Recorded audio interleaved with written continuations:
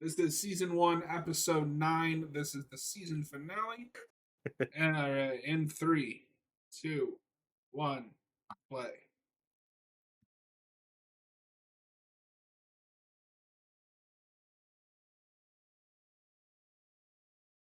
And the nice thing about this 4K is it does not just HDR but Dolby Vision, which is Oh, like cool. the best version of that you can get at the moment as far as I'm aware.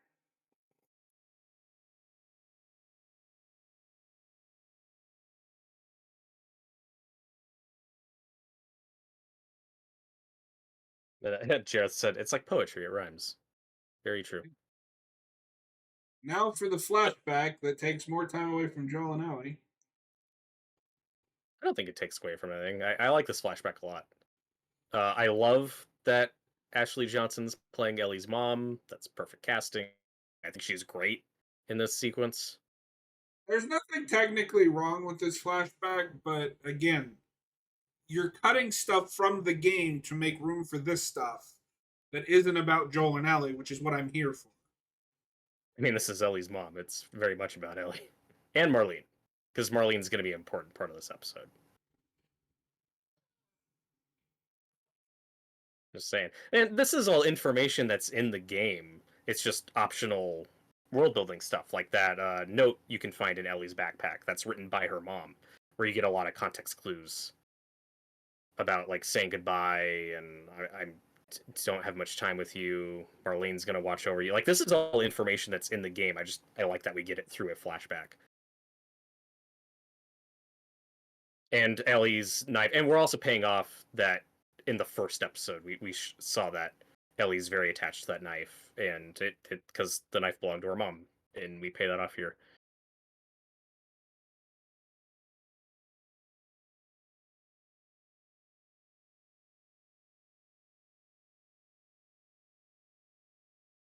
And I know that this is a story. I remember way before Last of Us 2 came out, there were like rumors and speculation. Do you remember like the Abby theory?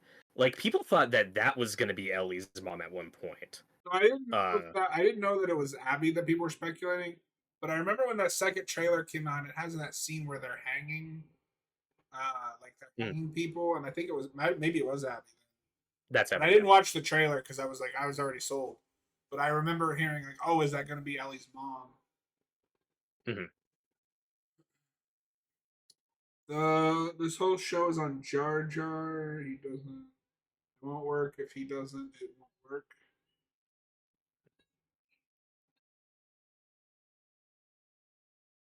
Ew, newborn babies are gross. They really are. That might be the easiest birth in cinematic history. I mean, sometimes they're quick.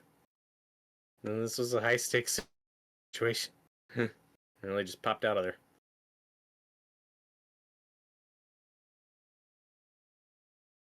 And there's the window again. Man, I think Ashley Johnson's just wonderful in this scene. I think she really She's nails amazing. Like I the said, emotion there's of this nothing moment. wrong with this. It's just this was optional in the game for a reason. You don't need it. It is a story though they were kicking around for a while, like as DLC or something. It's something they always wanted to do that they just could never fit in, and I like that we get in this show. I think it's a nice expansion.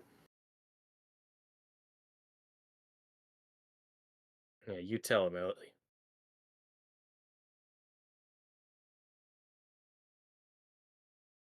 And that baby's like, shut up. I want a bed.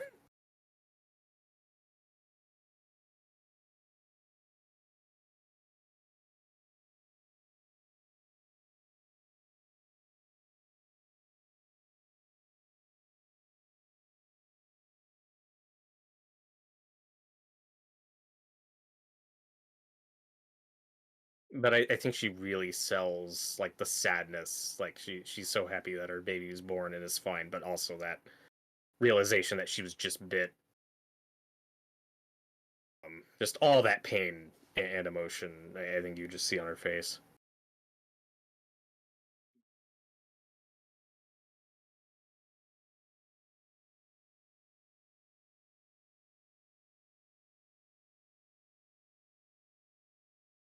Oh, that's interesting, Jareth.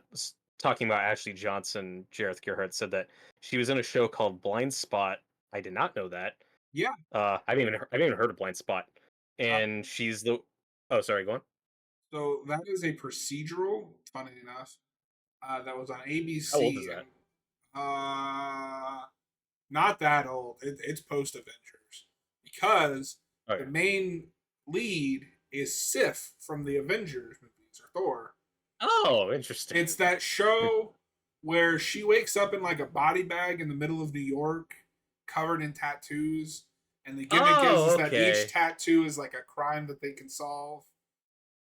Interesting. I remember the advertising for that, but I never watched it. Ashley Johnson is like the computer lady because of course she is. Interesting. Oh, cool. I didn't That know show that. was all And right. of course, yeah, I never watched it. Sounds interesting. I love Ashley Johnson. And of course, Jareth mentioned that she was the waitress Cap saved in the first Avengers, which is true. And also, they cut some of her scenes. I don't know if you knew that. I didn't know She originally had a bigger part in that movie. That's why in the movie it's like, why do we keep cutting to this waitress lady? Like, okay, and then no, there's a whole scene with her and Cap that they that. cut out. But nobody has mentioned her my favorite role of hers other than Ellie. She is older Gwen Tennyson in the Ben 10 franchise. Oh, cool. Or I didn't Teen know that. Gwen, I should say, once they skip ahead. And Ben is Yuri Lowenthal, who everybody now knows as Spider Man. Oh, there you So you go. get Spider Man and Ellie in a game together, in a show together, and they're Well, cousins. well, don't tell Austin that. I don't think he doesn't like Ben 10 for some reason. Yeah. Well, he Because also hates Yuri Lowenthal's Spider-Man, I don't get which it. I don't get. Sorry, Austin. I just don't see where you're coming from on that one. Uh, but yeah, the first thing I know Ashley Johnson from is she was the voice of Terra in the Teen Titans cartoon from the early 2000s, which is a wonderful, Which is heartbreaking performance. right. When does that show end? 2006. So that is like just 2 years before she takes on Gwen Tennyson in Ben 10. Yeah, interesting. Which I highly recommend if you're into sci-fi or superheroes. It's a wonderful blend of both. Yeah, I saw a couple episodes. I had a cousin who was really into it. Like, it looked cool. It was just something that kind of missed me for whatever reason. That is a show for me that gets better once you get to Alien Force and Omniverse, or Alien Force and Ultimate Alien, where they're older.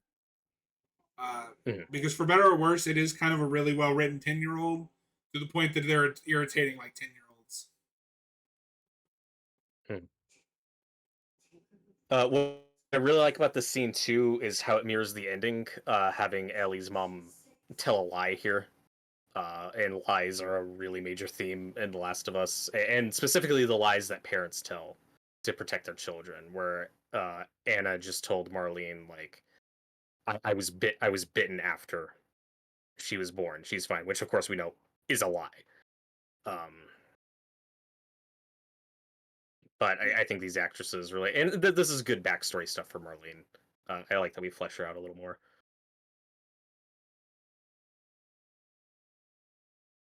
And it sets up Marlene, even though she doesn't like making these choices, she is willing to go there. Like, her best friend is begging her to put her down and kill her.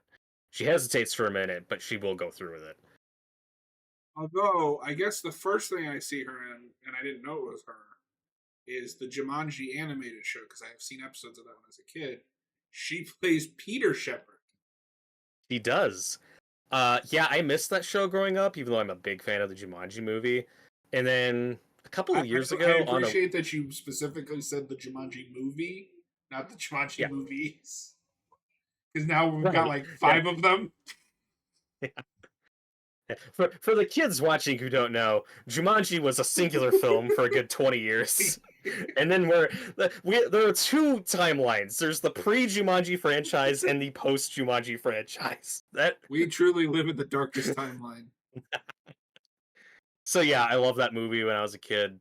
And then I rewatched it on Blu-ray a couple years ago. On the Blu-ray, they had a couple episodes. Like, the first couple episodes is a bonus feature. I was like, I'll watch this. The voice of Patrick from SpongeBob, and of course, The Stand. which we talked about recently, is the Robin Williams character. I That's watched good that movie casting. on 4K. I should check and see if it has that. Oh, Because I nice. got Yeah. the exclusive Best Buy Steelbook. I don't know where Ooh, it's cool. at the moment. That thing is awesome. Does it look like the board? I'm Like gonna send it to you. Yeah. that I'm all over the place talking to Jumanji. Yeah, if I made a list of like top 5 movie props I want to own, That the fucking board Jumanji game. board is so fucking cool. It's awesome. I know there's replicas, but I don't care. They probably made like 200 of them for that movie. I just want one. So I had the official board game when it came out. Ah, I had a friend who had that. It was fun. Yeah. Okay, let's check out this cover art. Oh, that looks perfect. I want it. Give it to me. Oh, I'm so jealous. Oh, I love this edition. This is from the game, like Ellie kind of zoning out, not listening to him. But we do a callback to the Chef Boyardee thing, which is fun. He's like, "Hey Ellie, I found some Chef Boyardee and Boggle," and I have that exact edition of Boggle from like 2002 or something. That's great. Amazing. Uh, and okay, so to finish my Jumanji story, so I watched a couple episodes of that show a couple years ago, completely blind. I just knew that the voice of Patrick was the Robin Williams character. And then when Peter comes on screen and starts talking, remember 1997 or 1998, when Peter starts talking, I'm like, is that Ashley Johnson? I was so blindsided by that. One of her first voice acting gigs was the little boy in All I Jumanji. really remember at this point is the art style is really bad. It's weird. It's like that cheaper Nickelodeon art style. You know what I mean? It's like that Rocco's Modern Life vibe, but the cheaper version of that Uh, 90s Nickelodeon style. Did you like the other stuff that was coming out, like Men in Black? I think that animated series looks really good. The Mask animated series looked all right. The 90s, I mean, it started in the 80s, but the 90s were just full of like all these cartoon tie-ins to popular movies. We don't do that as much anymore, unless it's like a bigger pre-established nostalgic franchise. The only one that I've seen recently we did was Kung Fu Panda, and the only thing people talk about Oh that is yeah, the monkey. Monkey. They did the Two Face shot, Robert, It's awesome. and that kind of looks like the Batman Forever Two Face.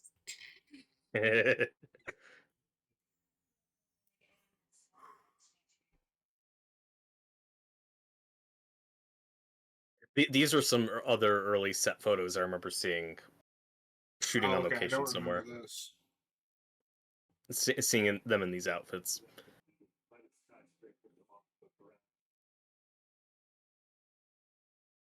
No, go into the subway. We can't afford that. That'll be expensive. I mean, if you can't afford it, then you're not doing your job right. Like, Well, okay, so the flooding sequence when Ellie almost drowns, like that's a great sequence of the game, and that would just be expensive as fuck in the show. Again, I prefer the game version. The just show, I don't understand how we can live in a world where you can adapt something and then decide, oh, we can't actually afford to adapt it. this is a really expensive show, and I think they did a damn good job. I'm just pointing out that that's a section where I'm like, yeah, I prefer the game version. It's a lot more exciting Okay, then and bigger. do something with this building. Mhm. What is this No, this building is an doing? area. Well, Yeah, literally, this is what is the leading to building the. doing? No. It's holding them up. That's not that's not natural. Boo, skyscrapers. Yeah, fuck you, skyscrapers. No, but that's what I mean. You have a perfect set piece right here. We're not going to do anything with it. Well, this is leading to the draft sequence. But yeah, I agree. This is a spot where you could have had like a couple clickers show up that they have to take out. Again, not like a super long set piece or anything. Just a little run in with infected here could have fit. I agree. My disc is messing up, probably because the damn thing Oh doesn't damn it! stay in the slot. I'll be right back. He'll be right back. So Be right Jareth, back. Jareth, if you're still watching, you might want to dip out because we will get into spoilers if you don't want to know how this thing ends. I highly recommend the game and the show if you ever get around to either. Because yeah, this ending I think is just wonderful. But thank you for watching, and thank you for the Ashley Johnson trivia. And this is the scene where Ellie almost kills Joel by almost dropping a ladder on its. I'm sure that ladder was made of rubber, but that was a good stunt. I was like, oh my god.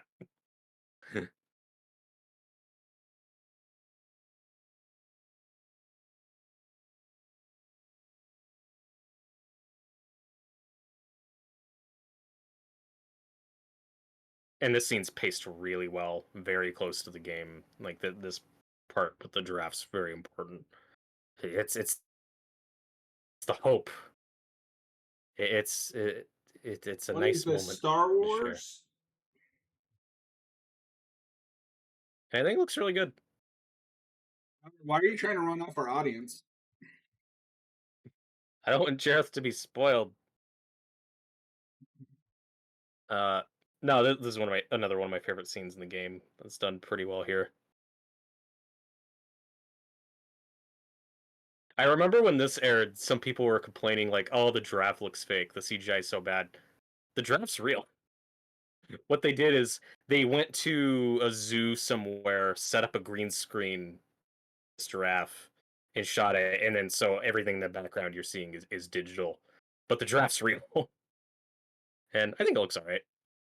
It definitely looks better in close-ups than far H, but like it's such an important scene. Like this joy that Bella sells. Like it's just such a cute moment. And they're just Yeah, it's feeding the always little funny when you giraffe. can tell people can't tell CGI from props Hmm. or animals. Yeah. Jared, I don't see myself playing or watching this anytime soon. Fair enough. No, I mean the animal looks fine. It is the CGI background that's creating a like Mhm. uncanny valley. Well, imagine what this would have looked like on TV 20 years ago.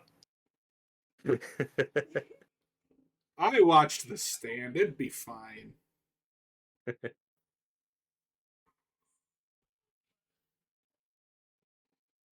I also watched The Shining, which is Oh probably some of the worst 90s CGI.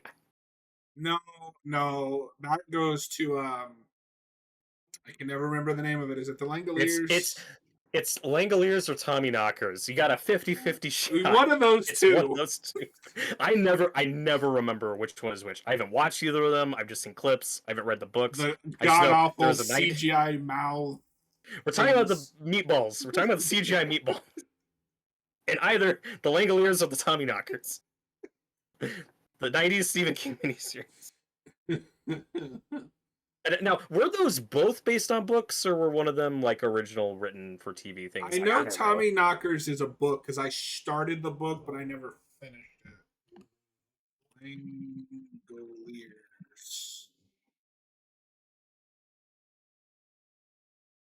And based on the novella. Okay.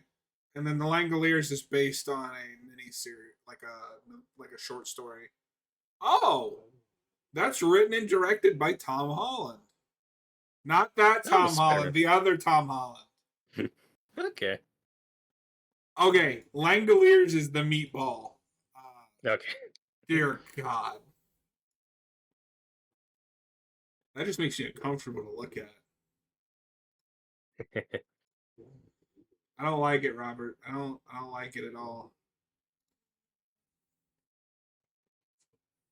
Jareth asks if this would have been better as a big budget movie. I say no. No. I don't think it Look, could have made this I film have work a as a ton movie. of complaints with the way they handle things in this show. It would have been 100 times worse as like a 2 hour film. Hmm. Which they were developing for a long time and just they couldn't get right. Gee, I wonder why. I saw Uncharted. And then you have a property like God of War Or that totally makes sense as a movie, or a few movies. Just kick-ass R-rated action And we're movies. skipping But the first three. nope, we're skipping them and going right for the current popular one. Which seems really backwards because that's a 2-season thing. Mhm.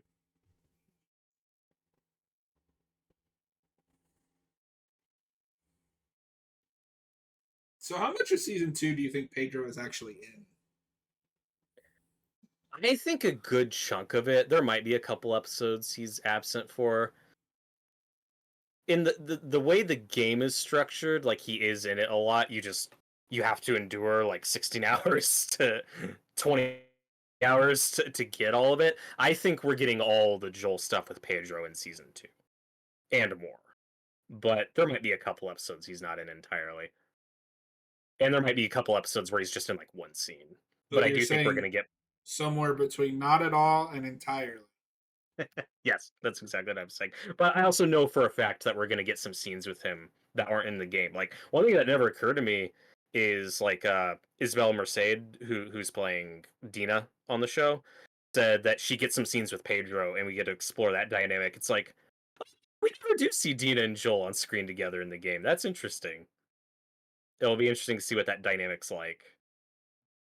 Because she described Joel as kind of like a cool uncle, but there's obviously something going on with him and Ellie that she doesn't fully understand or know all the details of.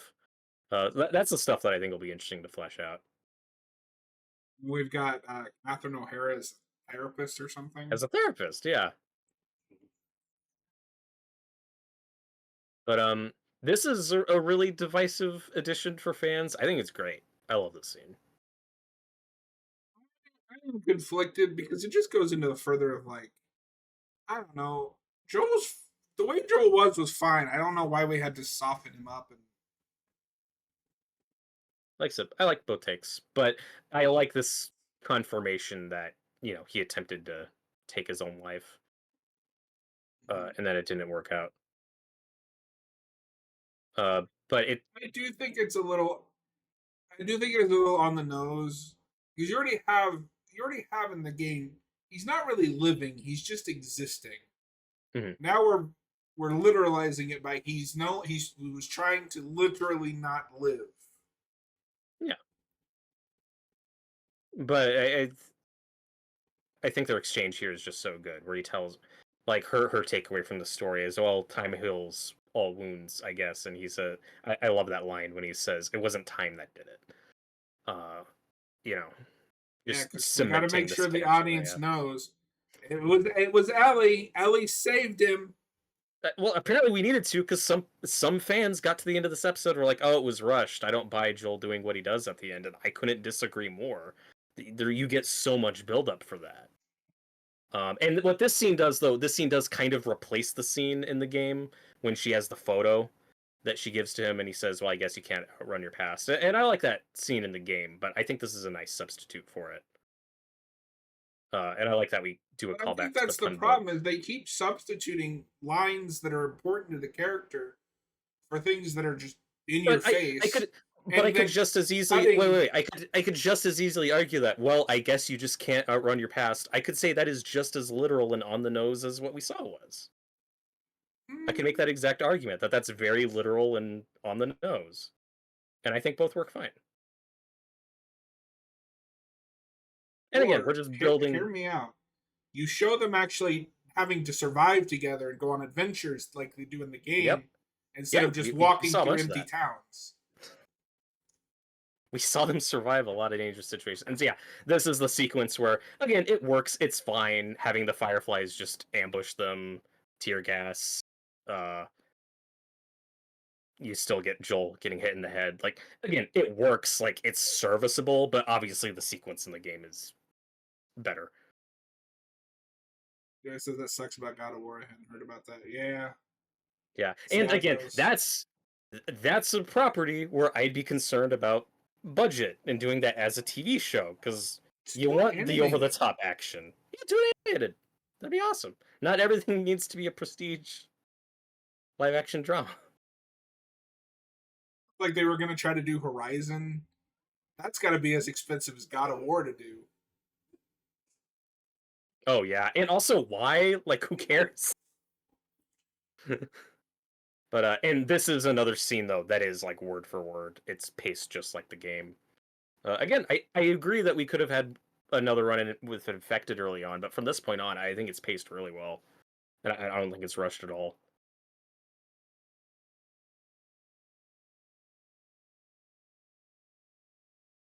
It was all I her. mean, to be fair, you're always going to have people that are just never satisfied. Mhm. Um, I think the problem is that when you're adapting this and you cut out all of those action beats that I keep mentioning, they survived two things together: Kansas City and David. Kansas City, David, but and again, they had some run-ins with Infected. That was great. It's fine. And all If the it doesn't episode happen two on Boston screen, stuff. it doesn't count. Okay, well, it's still mentioned. But episode two was all Show, Infected don't love. tell. They did a lot of showing. I agree. We But could have had a couple more. you don't God, have the. like the counter, like drinking game. You take a shot every time I say, I agree, we could have had a couple more run-ins with Infected in the back half. We keep circling around this point over and over again. I still think scenes like this are What paced is really well. missing? I already said earlier when they were in that building, I was like, yeah, you could have had a couple clickers show up there. That's a place where you could have had. We didn't need a horde. This episode doesn't need that, but you could have had a couple clickers early in this How episode. cool would a horde be? Horde. Yeah, that would make it your favorite show. That'll be next season.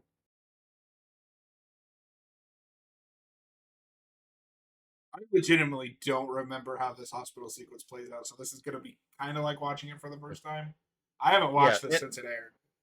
and like I said, if when we the seasons get progressively shorter as the game, both in terms of gameplay and cutscenes. But if you're just looking at the cutscenes after winter, like it's like 20 minutes. Like you're at the end of that game. And if you are including gameplay and you're speedrunning it, it's like 45 minutes. Like it's really not that long a section. Like that subway sequence you keep talking about, like if you're speedrunning it, like it's a very quick sequence. But again, scenes like this are just are paced really well. And fuck you, Marlene. I still don't like you. Joel was right. I'm taking that to the grave. So funny Joel because the also does reason some my bad buddy things, yes. Jake hates this game slash show is he doesn't think Joel did the right thing. Like, boo, let the girl die. Yeah, this is like I love that game, you know, I love the story, I love the gameplay, I love the characters. I don't want to say the ending makes it for me, but it made it stick with me. It went from being a It is the really fun subversion experience. to the trope that seals everything together. Right. It's the ending I did not see coming, and that's what made it special. Because again, we've seen these archetypes before, we've seen these tropes before: post-apocalyptic, grumpy old angry guy who has to regain his humanity. Pedro Pascal? No, yeah, that's a whole other story. Dude's had a crazy life. But you know, these are all archetypes. You know, it's a zombie thing or an infected thing. We've seen all these tropes before, but it's the ending of that game that made it stick with me. That made it something special. And I know I've heard from many people say they couldn't get in the game because they're like, yeah, I've seen this before. It's too familiar. And I'm like, trying to get to the end, man. It's about the journey. I've never had that. If it's a trope that I like, give me more. Yeah, if it's executed well, I don't care.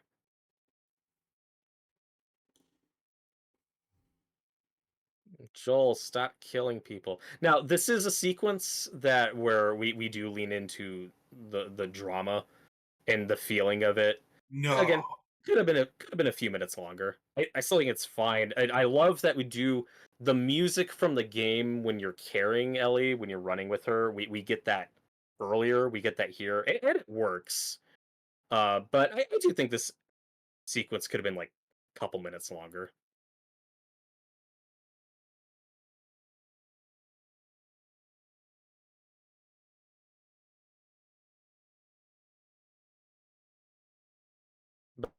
But I do like seeing Joel go into full Terminator mode where he's just emotionless. Yeah, give me more of this.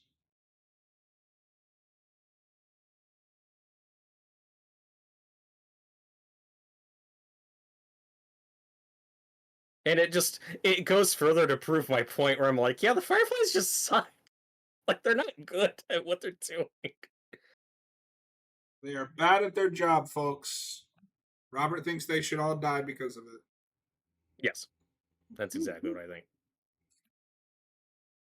Yeah, well, and again, I love the moral ambiguity of this ending. I love these dark choices he has made. This is not in the game, but an interesting addition where he kills a guy with Ellie's own knife. That feels wrong, but it's brutal.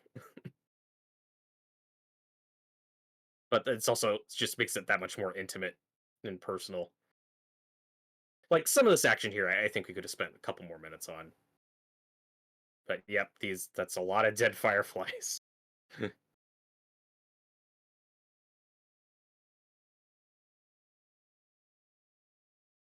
you think Joel is the main character? Is Joel the bad guy?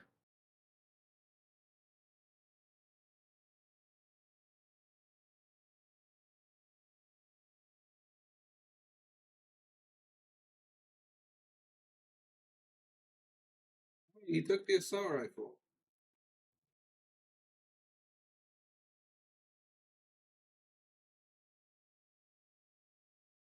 This is unrealistic. At It's this Ellie. point, I was carrying the assault rifle, the flamethrower, the bow and arrow, two pistols, a shotgun pistol thing.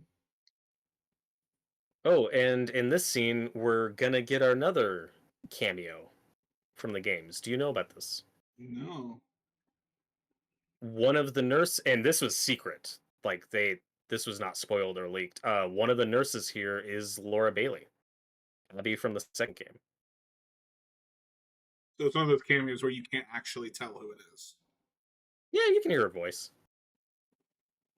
I don't know what she she sounds like like normally. she's a voice actress, really. That's what She I'm like saying. takes And off I her don't know mask and like looks into the camera. what she sounds Make like her when she's not doing a voice. But it's perfect though, because that's technically her first role in the Last of Us universe. She is one of those Oh nurses in the game. I don't no. remember if that's when Naughty Dog first works with her, but yeah, she's in that game. She's one of the nurses. Oh, okay. Sorry, I got confused for a second. Like, what are you talking about? This show came out after the game. Yeah, but then of course, so she has that bit role in the game, and then gets Uncharted 4, where she gets a much bigger role, and then that leads her to getting Abby in Last of Us 2. She is also Kid Trunks in Dragon Ball Z.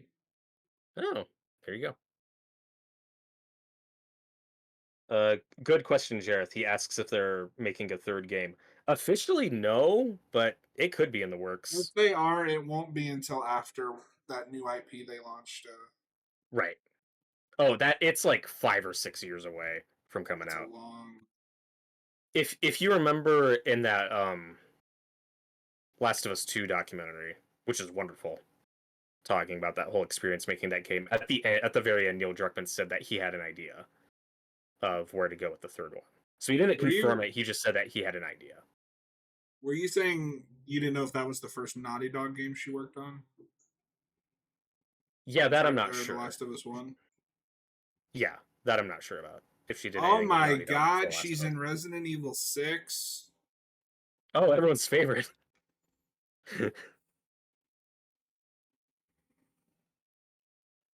It's funny because when you go to her like Wikipedia page for video games, it's just like so many Dragon Ball games because they constantly pump those things out. Yeah, it's a steady job, steady work. And it Yes, seems I like think that is the first Naughty Dog Naughty game Dog she game. worked on. But like she has been in a lot of games. Oh yeah. Anytime I hear Laura Bailey, all I hear is Kid Trunks. There you go.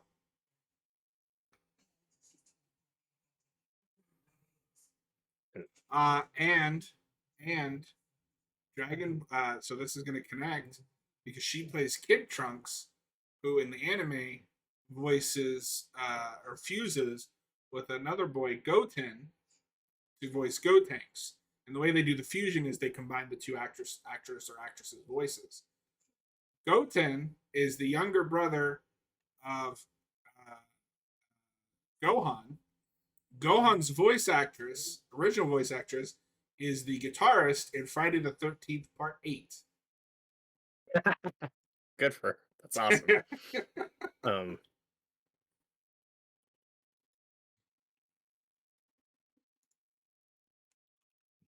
and once we're down from the elevator and get to the Marlene scene, I mean, this is just paced like beat for beat the game, and it's executed wonderfully. That crust cutting back and forth is just so good. Like this ending when I first played this game was such a visceral experience.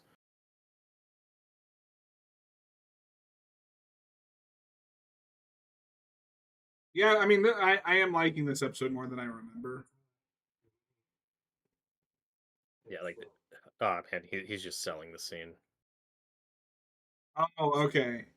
She was Gohan in the the Funimation Saban dub. The Dragon Ball Z is weird, where one company starts producing it and then it moves to Funimation, and they take over, and that's the cast like everybody knows. But it's funny you can find because that other company kept going. It's called the Ocean Dub, and you can find it. And nowadays, listening to the Ocean Dub just seems wrong. Like it's those characters, but like with the wrong voices.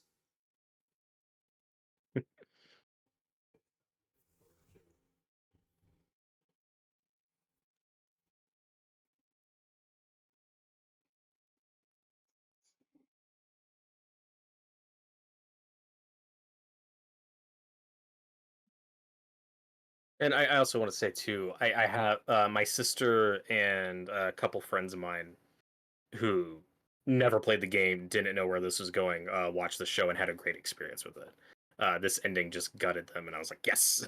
Like the experience I had with the game, my sister and a couple of close personal friends had with the show. So I was like, okay, good, uh, because this ending's just so wonderful. And again, it's dark and complex and nuanced, and for some reason, like and a reason why a lot of Last of Us fans hated the second game was their takeaway was, oh well, they just confirmed that Joel was bad and did the wrong thing. I'm like, that's not how I read that game at all. It's all about No, the complexities of that choice. people had the wrong. Well, it's funny too because I recently had somebody talk to me and tell me that he was in the right the whole time, and I was like, well, That's not that correct either. that's like an oversimplification. How can you Mhm. say that Abby is correct and then say Ellie is wrong for doing the same thing that Abby is doing? Right. They're both right. Exactly. Yeah, fuck you, Marlene. Robert, are you ready for the outrage when season 2 comes out? Oh boy. We'll be there.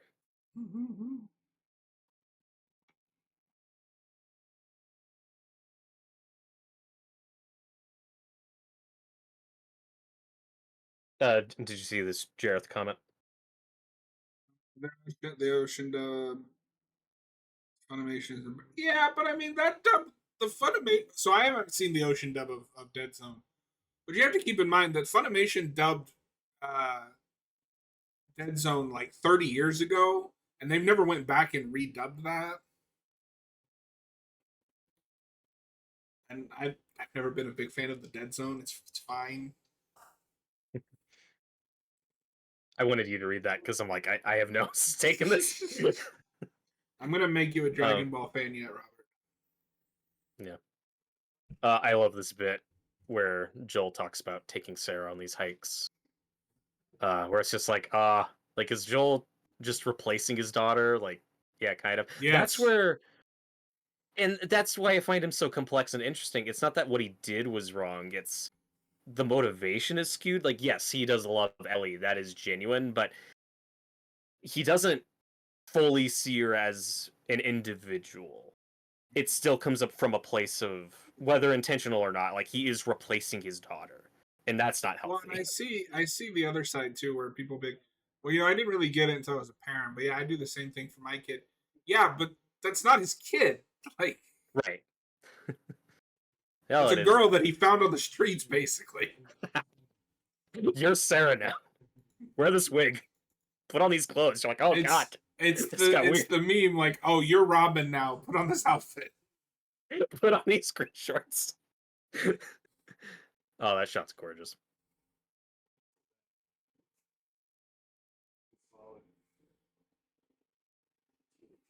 And I've always said Joel killing the Fireflies, rescuing Ellie. I've always stood by that choice. Where I think Joel is in the wrong is when he lies to her, when he doesn't trust her with the truth. And you get why he does. Like, it's understandable because he doesn't know how she's going to react. But they've Well, also known each other for like a year at this point. And then we we know dive him into that too. second one. She would not have reacted well. Yeah. She But needed don't her you also. immunity to mean something. Yes. But do you also think it rubs salt in the wound, though, that it's like when that comes out, it's not a week later, it's years later. It's the persistent lying. Like, that just makes it worse. Yeah.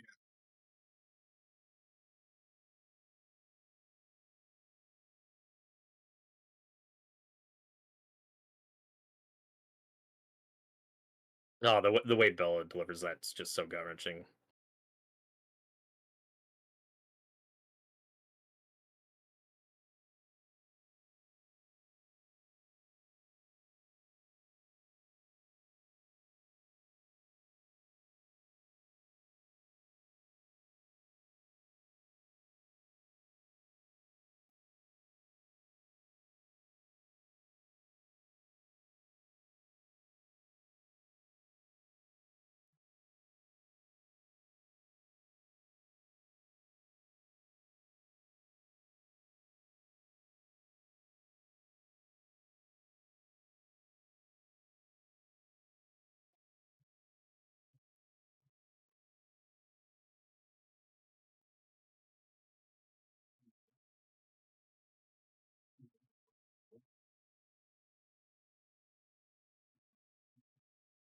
And the music's exactly the same. Perfect. Location or a green screen. That was on location. Well, it's not just a lot the years, Robert. It's promise me that everything you said was true, and he does. Mm-hmm. Yeah, how do you think she reacts if in that... But I'm talking both versions, just in general. In that moment, if he confesses to what happened, how do you think she reacts? Do you think she still goes I think back to it's the Jack? same reaction because she needs her immunity to mean something either way. But I think by the time you get to two, that's when they would have started to mend because they don't take long to mend Mm-hmm. fences. Yeah, all things considered, it's like less than 2 years, which in an apocalypse can be a while, but still, like, it's relative. I know people who have had decades long grudges, so yeah, they do start making amends relatively quickly, given the subject matter. But yeah, like I said, not a That perfect was show, Look for the Light. but I do really like it. Yep. I give it a 7.5 out of 10.